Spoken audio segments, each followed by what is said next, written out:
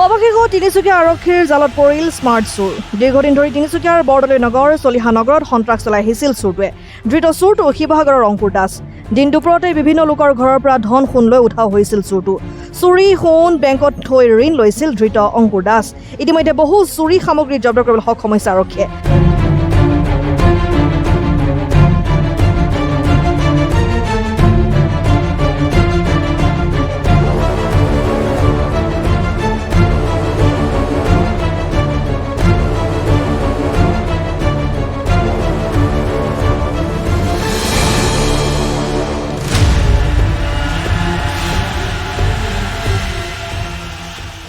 হয়, যোৱা আজি কিছুদিনৰ আগত আমাৰ তিনিচুকীয়া থানাত ধাৰাবাহিকভাৱে বৰদলৈ নগৰ চলিহা নগৰ এলেকাত দিন দুপৰতে চুৰি কাৰ্য সংঘটিত হৈ থকাৰ আমি ৰিপৰ্ট পাইছিলোঁ। আমাৰ FIR ইয়াতে দাখিল কৰিছিলে আৰু সেই সংক্ৰান্তত আমি দুটা কেছ এতিয়ালৈকে ৰেজিষ্টাৰ কৰিলোঁ। কেছ নম্বৰ 110/24 আৰু 143/24।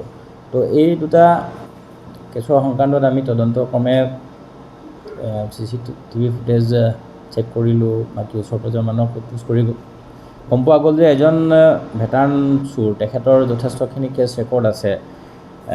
তেখেত অংকুৰ দাস, তেখেতৰ দেউতাকৰ নাম কুলধৰ দাস, ঘৰ তেখেতৰ চেনচুৱা কোঁৱৰপুৰ আৰু তেখেত শিৱসাগৰ ডিষ্ট্ৰিক্টৰ। তো তেখেতৰ ওপৰত আমি সন্দেহ হোৱাত যথেষ্টখিনি আমি ক্লু পালোঁ আৰু সেই সংক্ৰান্তত যোৱা কালি আমি এটা টীম শিৱসাগৰলৈ পঠালোঁ। আমাৰ PSI গৈছিলে, আমাৰ তদন্তকাৰী বিষয়া গৈছিলে। তেখেতলোকে গৈ সেই চোৰজনক কৰায়ত্ব কৰে। কৰায়ত্ব কৰাৰ পিছত অধিক সোধপোছক্ৰমে গম পোৱা গ'ল যে তেখেতে স্বীকাৰ কৰে এই ঘটনাখিনিত তিনিচুকীয়াত যিখিনি ঘটনা সংঘটিত হৈছিলে সেইখিনি তেখেত জড়িত আছে। আৰু তেখেতৰ স্বীকাৰোক্তিক্ৰমে আমি তেখেতে যিখিনি সোণৰ অলংকাৰ চুৰ কৰিছিলে সেই সোণৰ অলংকাৰখিনি আমি উদ্ধাৰ কৰিবলৈ সক্ষম হওঁ।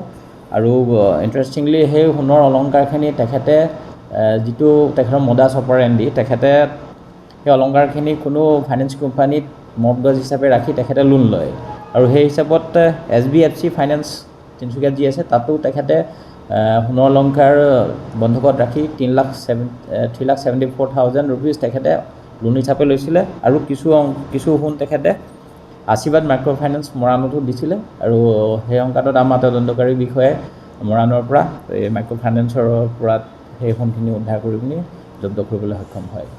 গতিকে আমি তদন্ত বৰ্তমান চলি আছে আৰু আশা কৰোঁ তেখেতৰ লগত যদি কোনোবা জড়িত হৈ আছে এই ঘটনাত, তো আমি অতি সোনকালে তেখেতলোককো কৰায়ত্ব কৰিবলৈ সক্ষম হ'ম।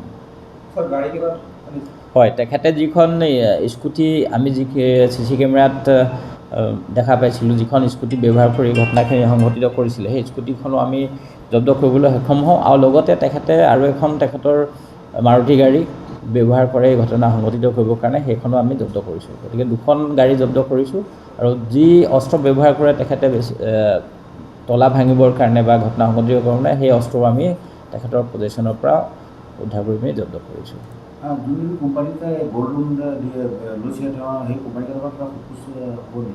ডেফিনেটলি, কাৰণ আমি তেখেতলোককো তদন্তৰ আওতাত আনিম।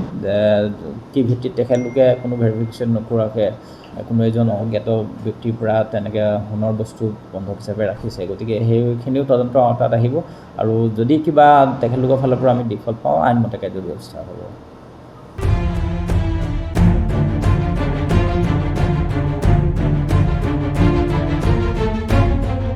আৰক্ষীয়ে জব্দ কৰিছে চুৰিকাণ্ড ব্যৱহাৰ কৰা স্কুটিও। News desk report, Democratic Assam.